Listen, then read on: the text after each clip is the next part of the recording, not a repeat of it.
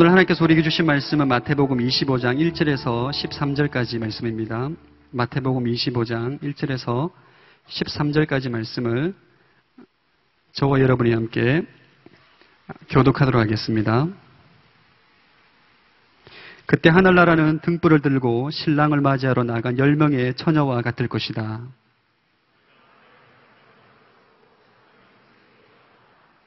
어리석은 처녀들은 등불은 가져왔지만 기름은 챙기지 않았다.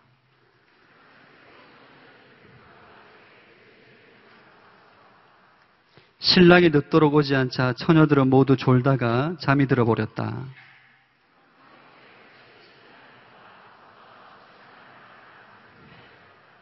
그러자 처녀들은 모두 일어나 자기 등불을 준비했다.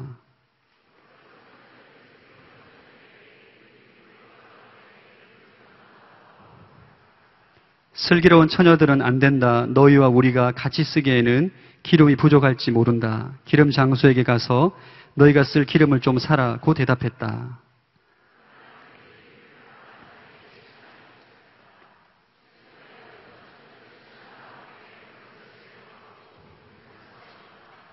어리석은 처녀들은 나중에 돌아와 애원했다. 주여, 주여, 우리가 들어가게 문을 열어주십시오.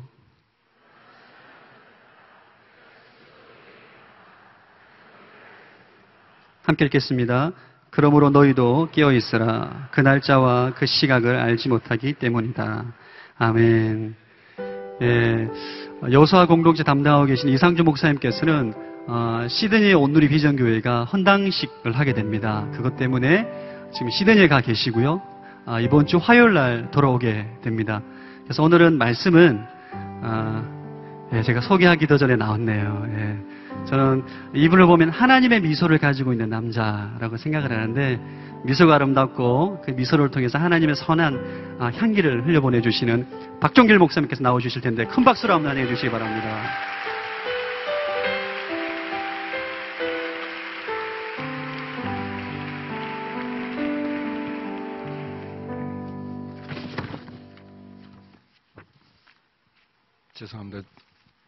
죄송합니다. 좀 정리가 돼야 돼가지고.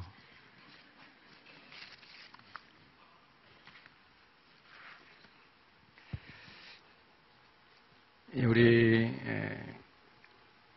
최영민 목사님 말씀하신 대로 여러분이 사랑하시는 이상수라는 간사가 있었는데 갑자기 그 이름이, 우리 이상주 목사님께서는 우리 담임 목사님 수행해서 담임 목사님 모시고 어제 호주 시드니 온누리교회 가셔서 우리 헌당 예배를 드리시게 됐습니다.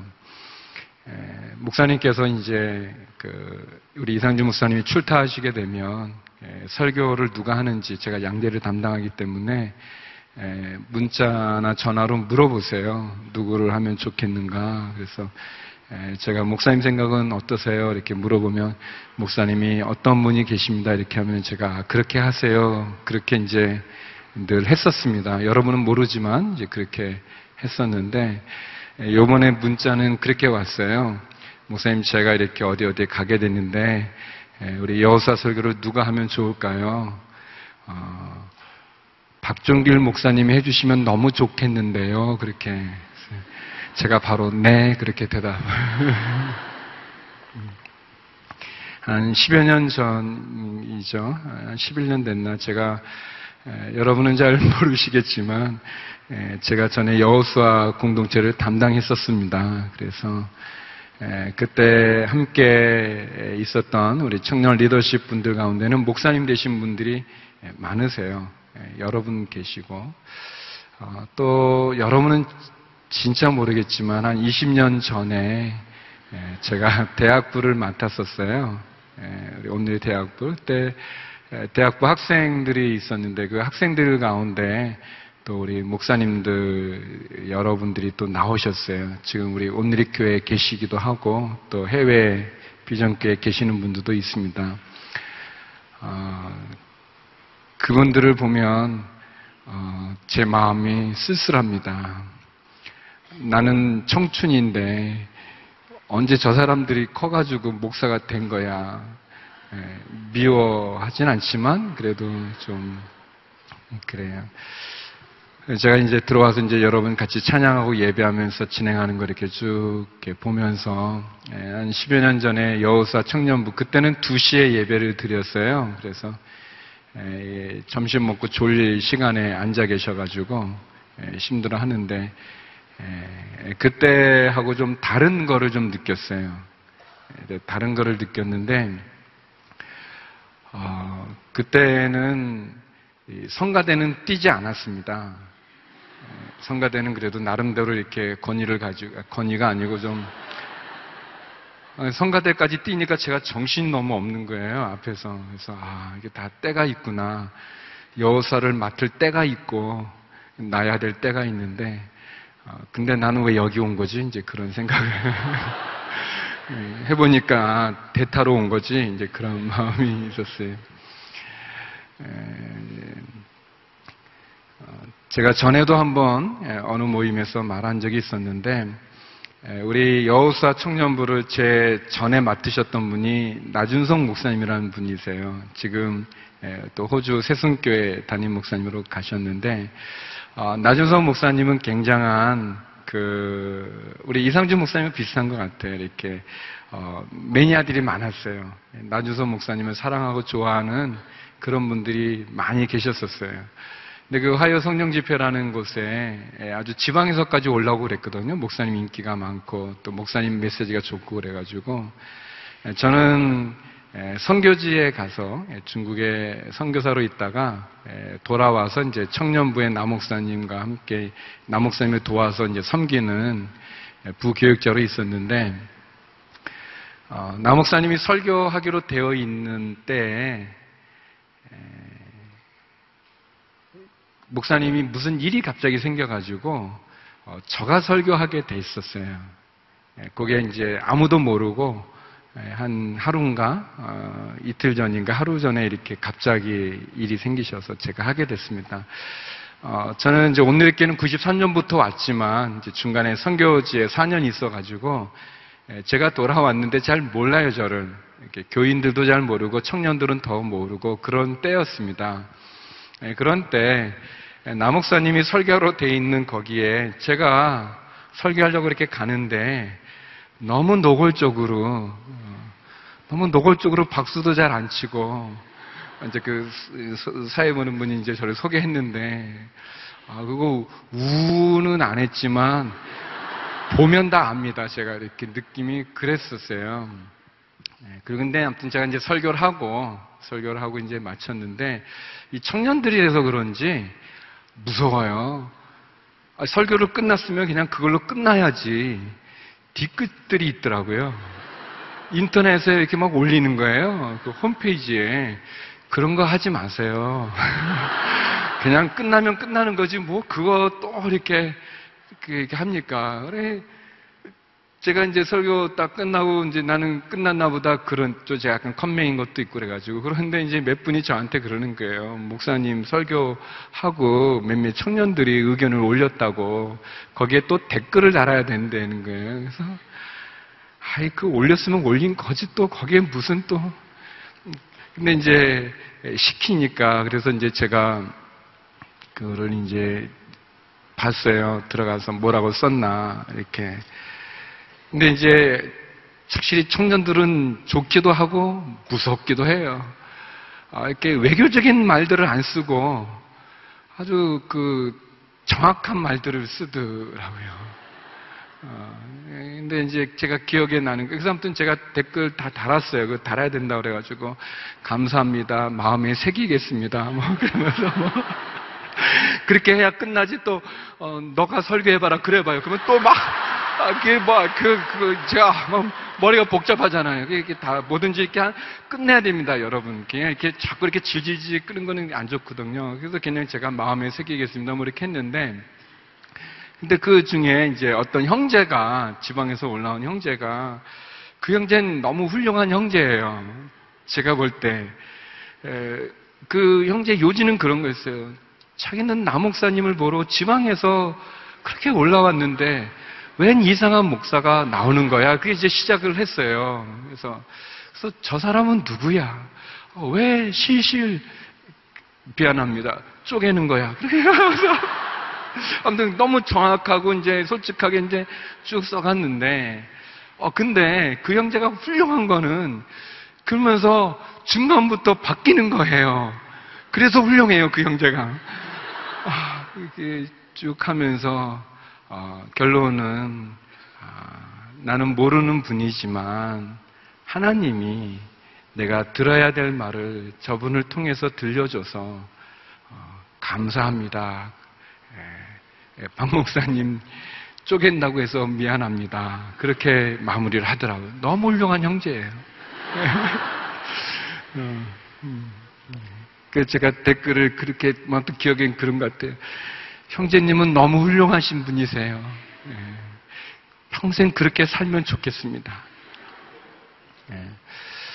오늘 혹시 이상준 목사님을 만나려고 왔는데 왜 이상한 분이 와서 저렇게 서론을 길게 하고 설교를 왜 안 하는 거야?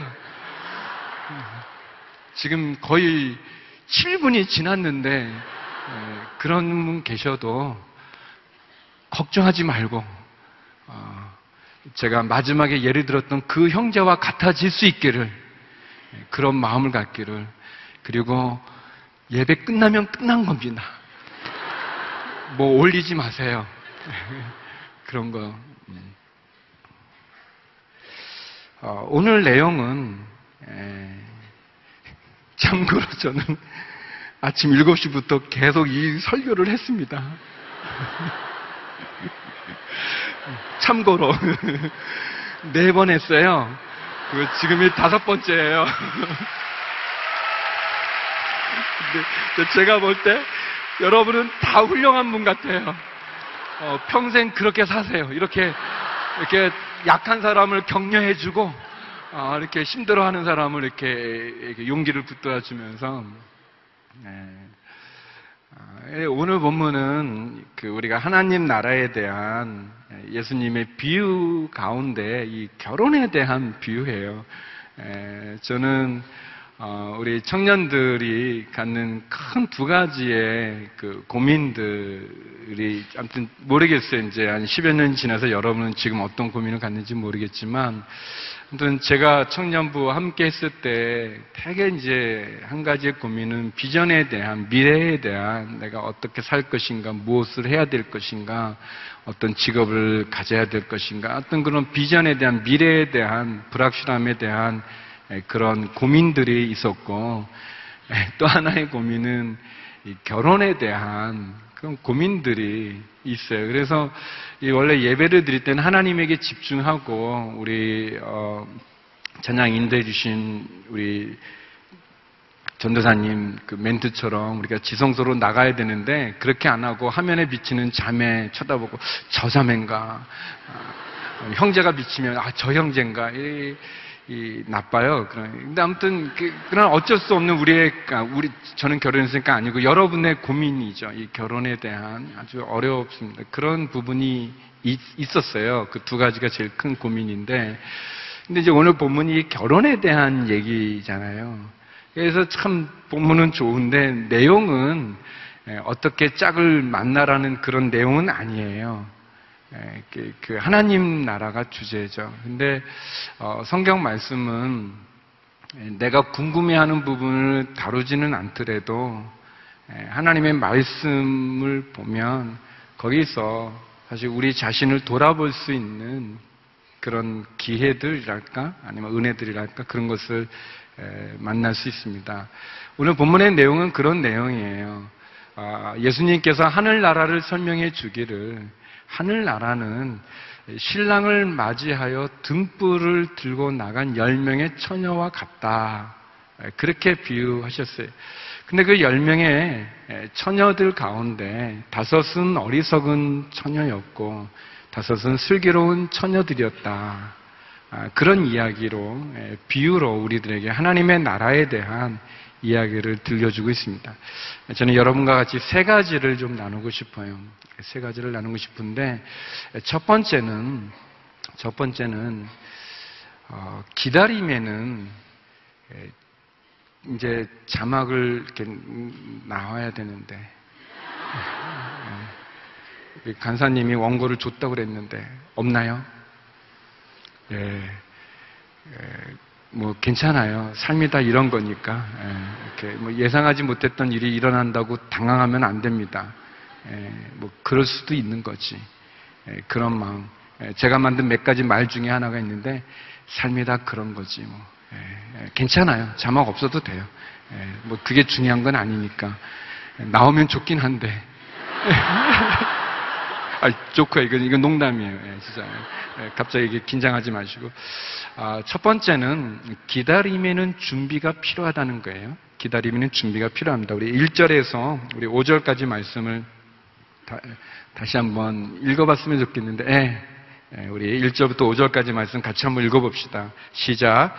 그때 하는 나라는 등불을 들고 신랑을 맞이하러 나간 10명의 처녀와 같을 것이다. 그 가운데 5명은 어리석고 5명은 슬기로웠다. 어리석은 처녀들은 등불은 가져왔지만 기름은 챙기지 않았다. 하지만 슬기로운 처녀들은 등불과 함께 그릇에 기름을 담아 가지고 왔다. 신랑이 늦도록 오지 않자 처녀들은 모두 졸다가 잠이 들어버렸다. 여기에 보면 이렇게 신랑을 맞이하러 나간 10명의 처녀들과 같이 하늘나라는 그와 같은데 5은 어리석고 5은 슬기로운데 그 어리석고 슬기로운 것의 차이가 뭐냐면 그 구별이 뭐냐면 이 등불을 가지고 나가는데 여분의 기름을 준비했는가 여분의 기름이 없는가가 차이였어요. 그러니까 어리석은 처녀들은 그냥 등불만 갖고 나간 거고 슬기로운 처녀들은 여분의 기름을 그릇에 담아 갖고 나갔다. 그렇게 얘기합니다. 유대인들의 결혼은 초저녁에 합니다. 초저녁에 해서 밤 늦게까지 또는 새벽에까지 이렇게 연장되기 때문에 또 신랑과 신부가 동시에 입장하는 것이 아니고 이때 당시의 유대의 풍습에 의하면 신랑이 어느 순간에 등장하게 되는 그러니까 이제 저녁이니까 또 한밤중이니까 등불이 필요했던 거죠. 아마도 이 10명의 처녀들이 가졌던 등불은 처음에는 다 불이 밝혀진 기름이 들어있는 등불이었을 거예요. 처음부터 뭐 기름이 없는 등불을 갖고 가지 않고. 그런데 이제 문제는 이 신랑이 5절에 있는 대로 늦도록 오지 않는 거예요. 늦도록 오지 않으니까 이 처녀들이 잠들어 버렸고 그리고 잠든 나중 한밤중에 오게 되니까 처음에 들어있던 그 기름이 다 타버리고 없어지는 거예요. 점점 꺼져가는 거예요. 그래서 신랑이 왔을 때는 정작 이 어리석은 처녀들, 여분의 기름을 준비하지 않은 이 처녀들은 당황스러운 그런 일이죠. 기다림에는 준비가 필요합니다. 왜냐하면 신랑이 언제 온다고 말하지 않았거든요. 그러니까 오기는 오는데 언제 올지를 모르는 거예요. 또 더디 왔다고 그랬어요. 그러니까 예상했던 것보다 더디 왔어요. 근데 신랑의 잘못도 아니에요. 왜냐하면 뭐 언제 온다고 하고 늦은 게 아니기 때문에 또 그 더디 온다고 이게 이 처녀들이 잠을 잤어요. 잠이 오나? 근데 아무튼 잠을 잤어요. 그러니까 굉장히 피곤한 거죠, 뭐. 근데 예수님의 비유를 보면 그 잠잔다고 뭐라고 하지도 않으셨어요. 기다리다가 지쳐가지고 잠든 자매들을 뭐라고도 안 하고 또 그렇게 신부를 오래 기다리게 해놓은 신랑을 뭐라고도 하지 않았어요. 문제는 왔을 때 준비했는가 안 했는가가 필요합니다. 기다림에는 준비가 필요해요. 시험 보는 학생이 무슨 과목 시험 보는지를 모른다면 그거 얼마나 황당하겠어요. 또 과목은 알아도 시험 범위를 잘못 알면 또 그것도 이렇게 잘못되지 않겠습니까? 뭐 등산 가는 사람이 등산복을 준비하지 않고 수영장 가는 걸 준비해가지고 오면 그것도 어리석지 않습니까?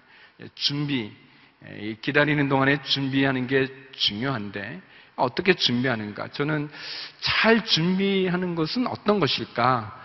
3가지로 이렇게 한번 생각해 봤어요. 잘 준비하는 건 이 3가지를 포함하는데 잘 준비하는 건 첫 번째는 미리미리 준비하는 거예요. 미리미리 준비하는 것. 이 말은 제가 만든 말이 아니고 서빙고에 계시는 한 장로님의 삶의 그런 자세에서요. 장로님께서 이제 평소에 안 나오던 새벽 예배를 나오시게 돼가지고 제가 여쭤봤어요. 뭐 무슨 일 이렇게 생기셨냐고. 그랬더니 장로님이 얘기를 하시는 거예요. 당신이 이게 자라는 동안에 늘 미리미리 준비하셨대요. 그래서 학교 다닐 때도 미리미리 공부하고 준비하고, 그분은 굉장히 좋은 대학을 나오시고 좋은 학교를 나오셨던 분이세요. 또 직장 생활할 때도 미리미리 준비했었고, 지금은 이제 사업을 하시는 분인데 사업할 때도 늘 미리미리 준비했대.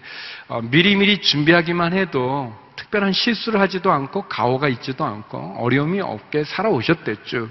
살아오셨는데 근데 미리미리 준비했음에도 불구하고 감당할 수 없는 어려운 시련이 오셨어요. 미리미리 준비했는데, 그래서 이제 하나님 앞에 나와 엎드린다는 얘기를 이제 저한테 하셨습니다. 저는 그렇죠. 우리의 인생의 삶에는 예상하지 못한 아까처럼 삶이 다 그런 거지라고 말할 수밖에 없는 그런 일들이 있어요. 그래서 하나님 앞에 엎드려야 되는 부분도 있었지만 동의하는데, 그런데 이제 제 마음에 확 와닿던 그는 그 장로님의 삶의 모습 가운데 가졌던 미리미리 준비하는 삶의 자세였어요. 너무 좋은 말이었어요. 그래서 제가 마음에 이렇게 새기게 되고 칠판에도 적고 수첩에도 적었어요. 미리미리 준비하자. 미리미리 준비하면 너무 좋아요. 여유도 있고 실수하지도 않고 쫓기지도 않고 말이죠. 미리미리 준비하면. 이 설교도 그래요. 이거 주중에 미리미리 준비하면 토요일날 편히 잘 수 있는데, 미리미리 준비 안 해가지고 어제 12시 넘게 혼자 사무실에 앉아가지고 이거 치느라고 고생했잖아요. 그리고 새벽에 일어나가지고 지금 5번 하니까 얼굴이 지금 말이 아니잖아요, 여러분. 그러니까 미리미리 준비하면 다 좋은데, 닥쳐서 하고 늦게 하는 건 아닌 것 같아요.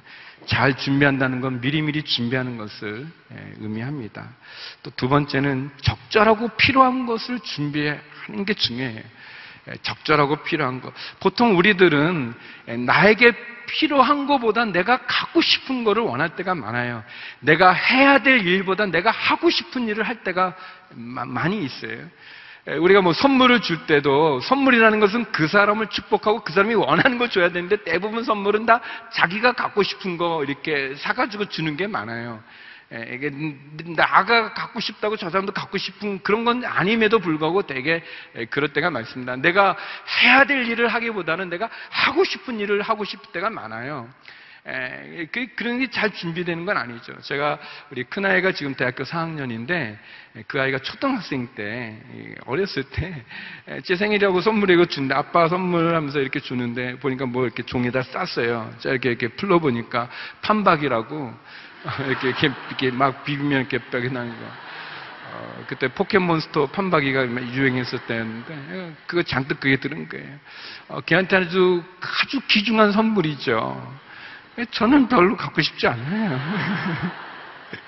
그래. 우리 아들만 그런가? 저도 마찬가지, 저도 출장 갔다가 우리 애들 선물 사면 제가 시계를 좋아하는데 그 시계만 사가지고 주는 거예요. 애들은 시계 좋아하지도 않아요. 우리 아이가 한 중학생쯤 됐나? 좀 나름대로 자기 말할 때 되니까 바로 말하더라고요. 아빠 시계는 아빠 가져. 그러시네요. 그래서 제가 품목을 바꿔가지고 이제 T로 바꿨어요. T로 했더니 애가 고등학생 정도 되니까 그런 거예요. 아빠 취향이 달라. 아빠 입어 그냥.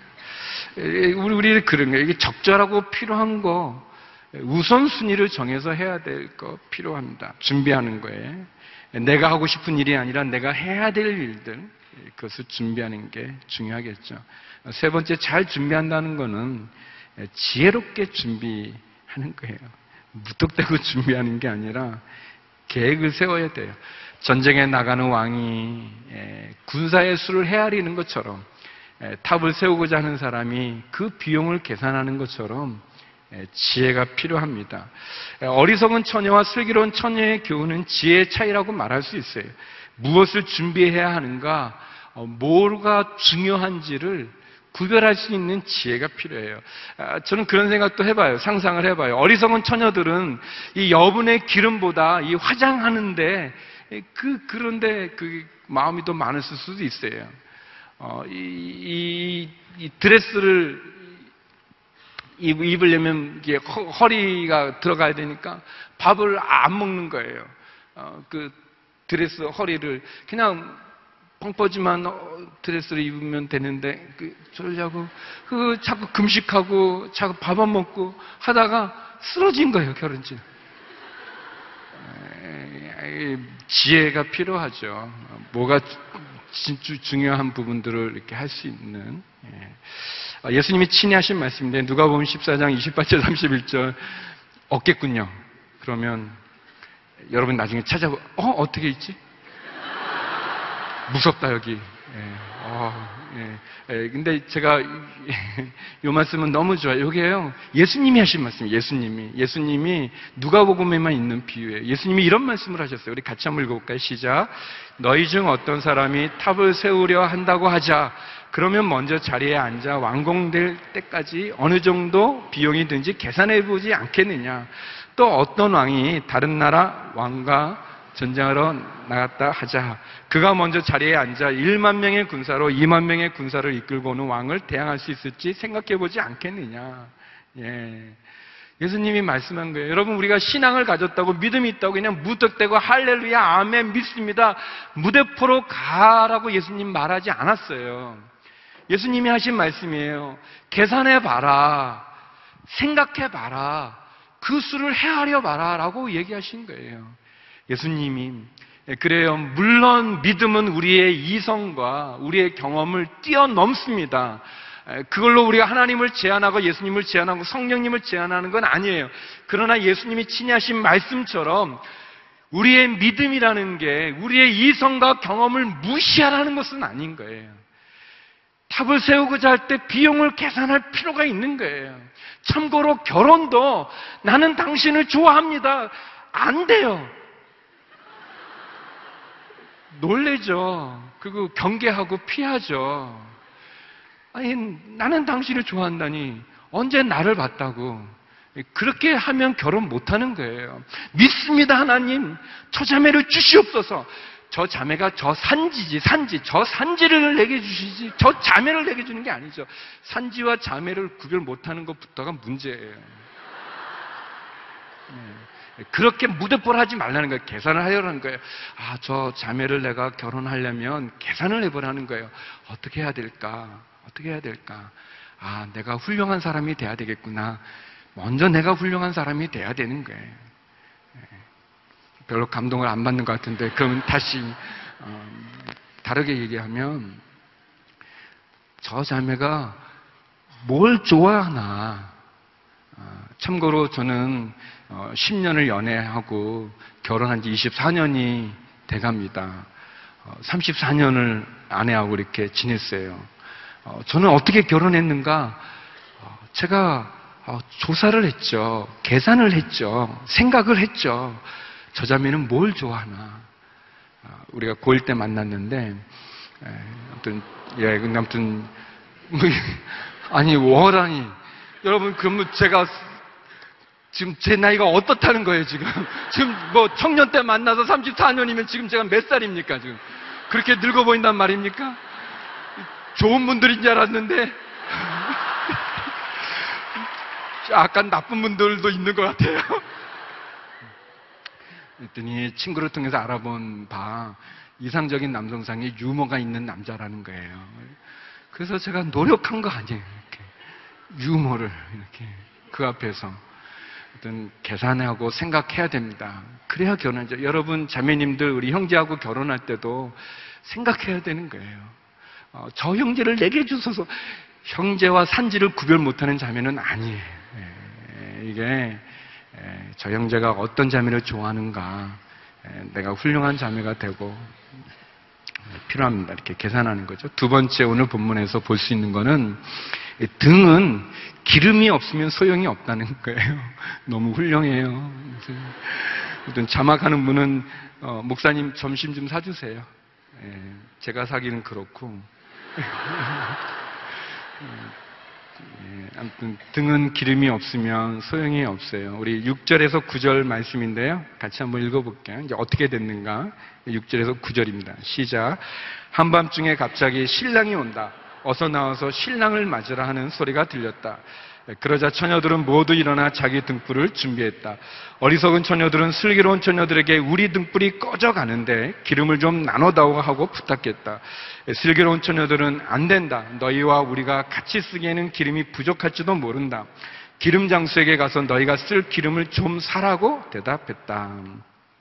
그래, 여기 보면 이 한밤중에 이제 갑자기 다 자고 있는데 소리가 들리는 거예요. 신랑이 왔다. 신랑이 오니 어서 나와 신랑을 맞으라 그러는 거예요. 그래서 이제 10명의 처녀가 일어나서 등불을 드는데 어리석은 처녀들의 등불이 점점 꺼져가는 거예요. 기름이 이제 시간이 많이 지났으니까. 그러니까 이 슬기로운 처녀들은 여분의 기름으로 준비해서 잘 들고 가니까 기름을 좀 나눠달라고 그럽니다. 근데 슬기로운 처녀들이 함께 나눌 수 없다. 그러면 둘 다 안 된다. 너희는 기름 장수에 가서 기름을 사라 그래요. 그래서 어리석은 5명의 처녀가 기름 장수에게 사러 가죠. 그 내용입니다. 제가 이 본문 보면서 이 내용을 보면서 한 4가지 정도 우리가 알 수 있는 내용이 있어요. 4가지. 첫 번째는 이 어리석은 처녀든 슬기로운 처녀든 다 등이 있다는 거예요. 등은 다 가지고 있다는 거예요. 그러니까 어리석기 때문에 등 안 주고 슬기롭기 때문에 등을 2개 주는 게 아니고 모두에게는 자기의 등이 있다는 거예요. 등이 없지는 않다는 거예요. 이게 첫 번째 모습입니다. 여러분, 우리가 나이가 많다고 하루가 22시간이고 어리다고 26시간입니까? 아니, 모두에게는 24시간이 주어지죠. 그런 것과 같은 거예요. 모두는 다 자기의 등이 있다는 거죠. 그리고 두 번째는 이 본문 보면 알 수 있는 게 각자는 자기의 등을 가지고 신랑을 맞이해야 된다는 거예요. 각자 자기의 등을 가지고 신랑을 맞이해야지 옆 사람 남의 등에 끼어가지고 같이 이렇게 신랑을 죄송합니다. 제가 움직이면은 사라지는군요. 제가 이렇게 요 안에서 이렇게 그게 하면 안 된다는 거예요. 제가 그냥 얌전히 하겠습니다. 이게 요 안도 불안하네.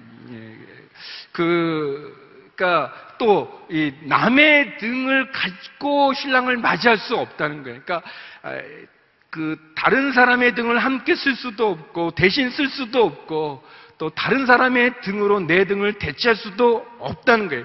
누구의 도움도 받을 수 없다는 거예요. 여러분, 기억해야 될 중요한 것은 하나님 나라는 다른 사람의 신앙으로 대신할 수 없다는 거예요.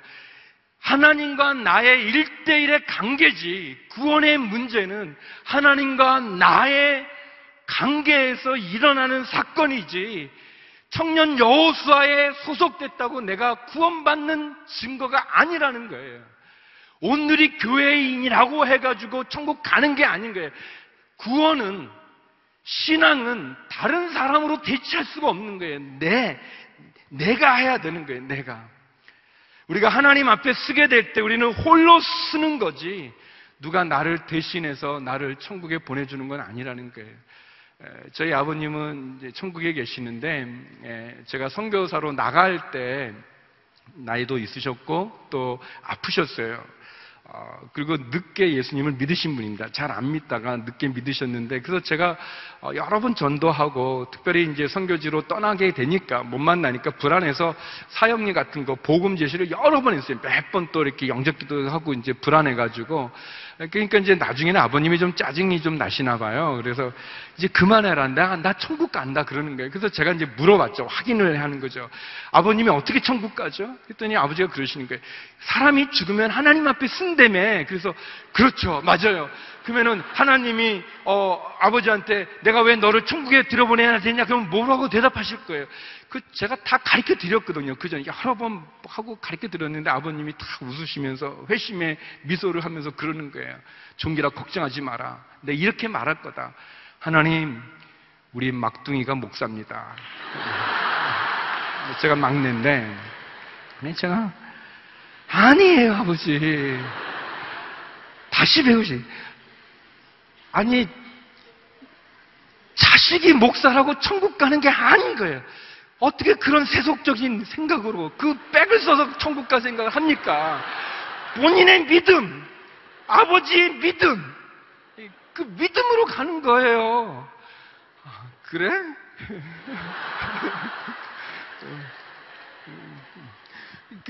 여러 번 가르쳐 드렸는데 왜 자꾸 딴 얘기 하세요? 너도 나이를 먹어봐라. 여러분, 남의 등으로 신랑을 맞이할 수 없어요. 세 번째, 잠을 자는 것은 문제가 안 돼요. 여기 이 기다리다 잠들잖아요. 잠을 자는 건 문제가 되지 않습니다. 왜냐하면 한밤중에 신랑이 때 소리가 들렸어요. 신랑이 온다, 맞이하라는 소리를 듣고 다 깼습니다. 여러분, 마태복음 24장 25장에 보면 예수님이 종말에 대해서 마지막 때 얘기하는데요. 예수님이 재림했는데 나는 자다가 못 봐서 나는 예수님 못 만나졌다, 영접 못했다, 그런 걱정할 필요가 없어요. 여러분, 그 날과 그 때를 알지 않아도 돼요. 왜냐하면 거기에 보면 예수님이 설명해 줬어요. 예수님이 오실 때는 모든 사람이 주가 오심을 보게 된다고 그랬어요. 보게 되는 거예요. 내가 잔다고 문제가 있는 게 아니고 소리가 들려집니다. 문제는 뭐냐면 오셨을 때 내가 그 신랑 맞이할 등불의 기름을 준비했는가 안 했는가가 문제예요. 주님이 재림하셨을 때 그분이 영접할 내 믿음이 있는가, 내 십자가의 흔적이 있는가, 그분을 영접했는가, 그것이 우리에게 중요한 거지. 그 날과 때를 몰라가지고 내가 못 가고 그런 게 아니라는 거예요. 네 번째, 등보다 기름이 중요하다는 거예요. 등은 기름이 없으면 소용이 없어요. 물론 등이 필요하죠. 기름만 있어서 어떻게 불을 피울 수 있겠습니까? 그러나 그 등불이 그 역할을 하기 위해서 필요한 것은 기름이에요. 어떻게 보면 등이라는 것은 우리의 외형적인 거, 외면, 겉이라고 말하면 기름은 내면, 내용이라고, 이 속이라고 말할 수 있겠죠. 여러분, 벤츠나 BMW나 렉서스 같은 아주 외제차 좋은 차가 있으면 뭐합니까? 휘발유가 없으면, 기름이 없으면 그 차 가지 못하는 거예요. 여러분, 크고 좋은 테레비 있다고, 디지털 TV 있다고 그래도 이 플러그가 꽂혀지지 않으면, 전기가 들어오지 않으면 아무 소용 없는 거예요. 제가 지난주에 이제 결혼하는 커플도 이제 주례하게 돼서 이제 같이 이렇게 식사하면서 이렇게 얘기하는데 이 커플이 저한테 저 결혼했을 때 묻는 거예요. 그래가지고 24년 전에 결혼했을 때 막 얘기하니까 재밌었어요. 그러면서 제가 생각나는 게 한 장면이 있는데, 저는 전도사 때 결혼해가지고 토요일 날 바로 신혼여행 못 가고 주일을 지키고 이제 그 다음날 가게 됐어요. 영락교에서 결혼했는데 그 영락교에서 남산이 가까웠습니다. 그래서 이제 제 친구들하고 제 아내 친구들하고 같이 남산에 이렇게 남산터인데 올라갔어요. 그래서 이제 제 친구가 또 이제 그 사진을 찍어주는데 그 수동 카메라가 잘 나온다고 해가지고 렌즈도 있고 그런 거, 또 그때는 자동이 또 보편화되지 않은 것도 있지만 아무튼 그걸로 이렇게 사진 찍는다는 거예요. 그러면서 이제 저한테 이제 여러 가지 시키는 거예요. 저희들 아내하고 저한테 이렇게 들고 돌아라 이렇게 또 하고. 근데 이제 그 토요일 오후니까 사람들도 많은데 그거를 했어요. 껴안고 그거 손 이렇게 뒤잡고 이렇게 해서 이렇게 돌고 하면 아무튼 그 유창은 다 했어요. 이렇게 돌고 안고 이렇게 걷고 다 그렇게 했어요. 근데 제가 신혼여행 갔다 와가지고 친구한테 사진 달라고 그랬더니 사진이 없대요. 왜 없냐 했더니 필름을 안 넣었대요. 수동 카메라는 필름 없어도 그게 이렇게 셔터가 눌러지고 이렇게 돌아가면 숫자가 이렇게 진행되거든요. 필름 안 넣었대. 사진 없대요. 생각해 보세요. 사진, 필름도 없는 그 사진을 찍는데 앞에서 이렇게 두고 돌고, 이렇게 끄고, 제가 얼마나 창피한지. 그 생각하면은, 여러분, 기름이 중요한 거예요. 이 등불에 기름이 있어야지 얼굴하고 이 살 뺀다고 막 밥 안 먹고 그러는 게 아니고, 기름이 중요합니다. 만약에, 우리가 성도라고 말하면, 크리스찬이라고 말하면, 크리스찬은 무슨 등불이겠죠. 등이겠죠. 그러면 그 안에 담겨진 내용, 우리가 크리스찬이라고 말하면 청년 여호수아의 믿음을 가진 형제 자매라고 말하면 그 안에 있는 내용은 있는가? 내용. 예수 그리스도의 그 십자가의 보혈 앞에서 이 청년의 욕정으로 말미암아, 유혹에 말미암아 넘어진 죄를 가지고 씨름하고 고민하고 괴로워하는 그런 모습이 우리에게 있는가? 내가 청년 여호수아라고 하면 그 청년 여호수아와 같이 진실로 두려워하지 않는 그런 믿음의 행진을 할 수 있는 그런 모습이 내게 있는가? 내가 예수 그리스도를 믿는 믿음의 사람이라고 한다면 나를 위해서 죽은, 십자가에 죽은 예수님의 보혈의 흔적이 있는가? 십자가의 흔적이 있는가? 만약에 내가 또 청년부 안에서 리더라면 그 리더에 걸맞는, 리더라는 것은 이 등불이고 외형이고 그것을 채울 수 있는 그 능력이 있는가? 성경은 이 기름이 성령으로 표현되어집니다. 성령의 역사가 있는가? 과연 그 모습에 합당한, 그 등에 합당한 내용이 있는가? 속이 있는가? 디모데후서 3장 5절에 보면 바울이 디모데에게 이런 권면합니다. 경건의 모양은 있으나 경건의 능력을 인정하지 않게 될 것이다. 그대는 이런 사람들을 멀리하여라. 경건의 모양은 있는데, 형식은 있는데 능력이 없는 사람들, 겉은 있는데 내용이 없는 사람들, 그런 사람들을 멀리하라고 권면합니다. 사랑하는 여러분, 우리에게 기름이 있는가? 성령의 역사가 있는가? 경험이 있는가? 고백이 있는가? 체험이 있는가? 간증이 있는가? 우리가 청년 믿음을 가진 사람으로서 마지막 세 번째, 오늘 본문은 우리들에게 기회가 주어질 때 최선을 다해야 된다고 얘기합니다. 기회가 주어질 땐 최선을 다해야 됩니다. 10절에서 13절 말씀인데요, 같이 한번 읽어볼까요? 10절에서 13절입니다. 시작. 그러나 그들이 기름을 사러 간 사이에 신랑이 도착했다. 준비하고 있던 처녀들은 신랑과 함께 결혼잔치에 들어갔고 문은 닫혀버렸다. 어리석은 처녀들은 나중에 돌아와 애원했다. 주여, 주여, 우리가 들어가게 문을 열어주십시오. 그러나 신랑은 대답했다. 내가 진실로 너희에게 말한다. 나는 너희를 알지 못한다. 그러므로 너희도 깨어있으라. 그 날짜와 그 시각을 알지 못하기 때문이다. 어리석은 처녀들이 기름을 사러 간 사이에 문이 닫혔어요. 신랑과 슬기로운 처녀들이 들어가 버리고 문은 닫힌 것이죠. 나중에 이 어리석은 처녀들이 돌아와 애원했어요. 문을 열어달라고 하지만 닫혀진 문은 열려지지 않았습니다. 어쩌면 이 예수님이 하셨던 이 열처녀의 비유의 가장 핵심적인 것은 문이 닫힌다는 거예요. 문은 닫힐 때가 있다는 거고, 그래서 닫히기 전에 준비해야 되는 것이고, 닫힌 문은 열려지지 않는다는 것이 어쩌면 이 비유의 가장 중요한 포인트라고 말할 수 있겠죠. 그래서 기회가 있을 때, 기회가 주어질 때 최선을 다해야 되는 거예요. 문이 열려 있을 때 준비하고 수고해야 되는 거예요. 깨어서 그 기회를 놓치지 말아야 되는 것입니다. 신랑이 언제 오는지 그 날짜와 시각을 알지 못하기 때문에 더디 오는 게 문제가 아니라, 주님의 재림이 더딘 것이 문제가 아니라, 주님이 오기 전에 문이 열려 있을 때 그 기회를 놓치지 않고 최선을 다하는 것, 그게 필요합니다. 그래서 제가 기회에 대해서 세 가지를 묵상해 봤는데, 먼저 기회는 기회를 기회로 볼 수 있는, 그 분별할 수 있는 통찰력이 필요해요. 기회에 대해서는 제가 보니까 여러 사람들이 그게 기회인지를 잘 몰라요.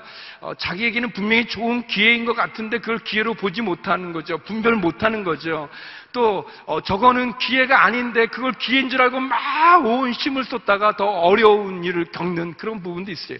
이게 기회인지 아닌지 구별하는 그 분별력을 갖는 통찰력, 그게 필요합니다. 그게 필요하죠.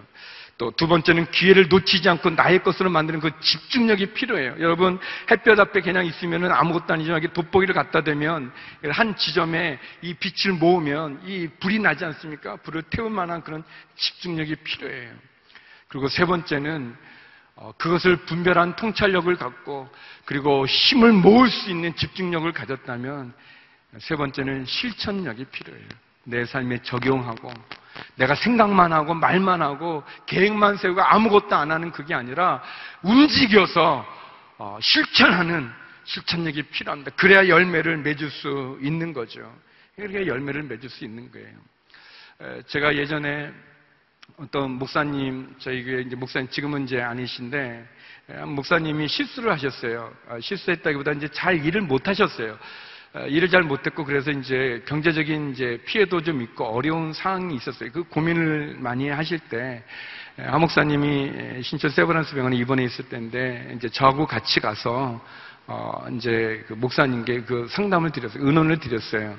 근데 저는 이제 옆에 앉아있고, 이제 한 목사님하고 이제 그 목사님이 서로 얘기하는 거, 목사님이 이제 그동안 경과를 얘기하고, 그래서, 이제 잘못한 부분으로 인해서 발생된 경제적인 문제, 그런 고민도 얘기하고, 어떻게 하면 좋을까 했더니, 한 목사님께서 잘 정리해 주셨어요. 잘 정리도 해 주시고, 또 그 경제적인 부분까지도 해결해 주셨어요. 그래서 이 목사님 너무 좋으셨죠. 좋았는데, 한 목사님이 무슨 일을 맡기더라고요. 또 다른 일을 그분에게 맡기셨어요. 근데 이제 제가 옆에서 볼 때는 그 일은 꼭 그분이 해야 되는 건 아닌 것 같아요. 근데 하 목사님이 낙심해 있고, 실망해 있고, 실수하고 실패해서 힘들어하는 그 부목사를 격려하기 위해서 준 기회였어요. 제가 볼 때는, 옆에서 볼 때는. 아무튼 이제 인사하고 이제 이 양재로 오면서 이제 제가 운전하고 옆에 계셨는데, 그 부목사님은 또 계속 걱정하는 거예요. 왜 하 목사님이 그 일을 나를 시켰을까? 왜 나는 그걸 못하는데 왜 자꾸 그렇게 걱정하고 근심하시더라고요. 그래서 제가 목사님한테, 목사님 제가 볼 때 그거는 하 목사님이 목사님에게, 목사님이 테스트하는 게 아니고, 목사님 힘들게 하는 게 아니고, 목사님을 격려하기 위해서 좋은 기회를 주신 것 같습니다. 한번 잘하시면 목사님이 이렇게 만회할 수 있는 좋은 기회가 될 것 같은데, 그렇게 얘기해 드렸는데, 결국 목사님은 그렇게 생각하지 않고, 결국, 그것을 왜 나를 시켰을까? 막 그걸 하다가 결국 그것도 제대로 못 하셨어요. 그리고 아무튼 이제 나가시게 됐는데, 제가 볼 때 기회로 분별하는 건 참 필요합니다. 또 우리 부목사님 가운데는 미국에 있다 오신 목사님이 계세요. 1.5세였는데, 근데 이제 어느 날 새벽 예배 때 설교를 시키는 거예요. 수석 목사님이 설교 좀 해달라고. 이분 너무 좋았어요. 내가 드디어 이 어른들 앞에서 설교를 하는구나. 설교를 했어요. 그런데 이제 분위기 약간 이상한 거예요. 사람들이 웃고 그러는 게. 자기가 너무 좋아하고 그랬더니 그날이 추석인 거예요. 새벽 예배 부탁한 날이. 여러분이 그 추석 때 새벽 예배 안 드려서 잘 모르는 것 같은데, 사람들이 없어요. 추석은 다 나가니까. 그러니까 이 미국에서 왔다고 시킨 거죠. 이 목사님이 나중에 그 사실 알고 기분이 나쁘지만, 이분은 그걸 그렇게 생각하지 않고 기회로 생각을 했어요. 몇 명 없지만 열심히 준비했습니다. 열심히 준비해서 추석 그날 새벽 예배 때 설교를 하셨어요. 설교를 했는데요. 그날 평소에 나오지도 않으셨던 하 목사님이 나오신 거예요. 왜냐하면 하 목사님도 추석 때 갈 데가 없으셨거든요. 이북 분이셔가지고. 하 목사님이 그 설교를 듣고 너무 좋아서 그 다음에 확대 당일 때 장로님들 앞에서 하라고 그러고 하면서 그 목사님은 더 많은 설교의 기회를 가졌어요. 사랑하는 청년 여러분, 기회는 그 기회로 볼 줄 아는 통찰력이 필요한 거예요. 여러분, 문이 닫히면 닫힌 문은 열려지지 않습니다. 열리지 않아요. 저는 남자아이가 둘인데 대학교 4학년, 대학교 1학년인데요. 어른들이 그런 말 했습니다. 반주를 좀 해주시면 좋겠는데 그런 말 했어요. 뭐냐면, 이게 다 처음이라서 그래요. 그거 이제 뭐 끝이니까 뭐 또 신경 안 쓰셔도 돼요. 내 소리는 약간 작게. 이게 백음악이기 때문에. 어른들이 그런 말에 뭐냐면 다 품 안의 자식이란 말을 합니다. 품 안의 자식이라고. 근데 몰랐어요. 아이들이 어려서 저를 필요로 할 땐 제가 바쁘고 하기 힘들었었어요. 근데 진짜 이 아이들이 컸어요. 커서 이제 제가 미국에 있다 왔으니까 미국에서 대학을 다 갔거든요. 미국에 있는 거예요. 그러니까 없어요. 그리고 애들 다 컸는데 뭐 아빠하고 같이 놀고 그러겠습니까? 제가 늦은 거예요. 그 좋은 기회를, 아이와 함께 지낼 수 있는 그 좋은 기회를, 또 제가 아이들하고 같이 놀아주지 않아 그 좋은 시간을. 여러분, 주님이 오지 않은 거는, 주의 재림이 늦어진 건 우리에게는 너무 좋은 기회가 아니에요. 그건 기회입니다. 그거를 우리가 붙잡아야 돼요. 내가 힘이 있다는 거, 내가 뭔가 할 수 있다는 거는 그런 뜻이 있는 거예요. 최선을 다해야 되는 거예요. 뭘 준비해야 되는가? 닫혀진 문이 열려지지 않을 때 어리석은 처녀들이 다른 거를 많이 준비할 소용이 없지 않습니까? 저는 여러분에게 말하고 싶어요. 여러분 십자가의 경험이 있으십니까? 십자가에 못 박힌 예수님이 여러분의 죄 때문에, 내 죄 때문에 그분이 바뀌어야 되는 그 체험이 있으십니까? 그래서 여러분이 죄를 지면 또 예수님을 십자가에 못 박는 것 같은 그 괴로움 때문에 절망하고 힘들어하는 그런 체험이 여러분에게 있습니까? 예수님이 못 박힌 손가발에 있는 그 못자국, 옆구리에 있는 창자국은 내 죄를 대신하는 그 흔적인데, 그러면 나는 주님을 위해서 내가 받는 흔적은 어떤 흔적이 있는가? 그런 흔적을 여러분은 갖고 있는지요? 여러분, 우리에게는 기회를 소중히 여겨야 되는 거예요. 최선을 다해야 되는 것입니다. 열처녀의 비유는 문이 닫힌 때가 있다는 거예요. 여러분, 우리가 언제나 사는 게 아니지 않습니까? 여러분, 우리가 여호수아 청년이라는 게 중요한 게 아니라 여호수아 청년다운 내용이 있는가, 성령의 능력이 있는가, 경건의 모양만 갖고 있는 게 아니라 경건의 능력이 필요한 거 아니겠습니까? 여러분, 한국 교회가 왜 한국 사회로부터 이런 대접을 받아야 되는 거는 교회의 모양은 있는데, 십자가의 모양은 있는데 교회의 능력이 없고 십자가의 능력이 없어서가 아니겠습니까? 우리가 다시 한번 주님께 나가기 원해요. 여러분이 나갔으면 좋겠어요. 기름을 준비하고 있는가? 우리 시간 같이 기도합시다. 함께 기도할 때 주님 등불을 예비할 기름을, 그 성령의 은혜를 내게 주시옵소서. 기회를 분별할 통찰력을 주시고 최선을 다하게 하여 주시고, 그래서 주님 부끄럽지 않은 삶을 살아갈 수 있는 하루하루가 되게 하여 주시옵소서. 주여 내게 그런 은혜를 내려 주시옵소서. 우리 주여 한번 크게 외치고 함께 기도하길 원합니다. 함께 기도하겠습니다. 주여!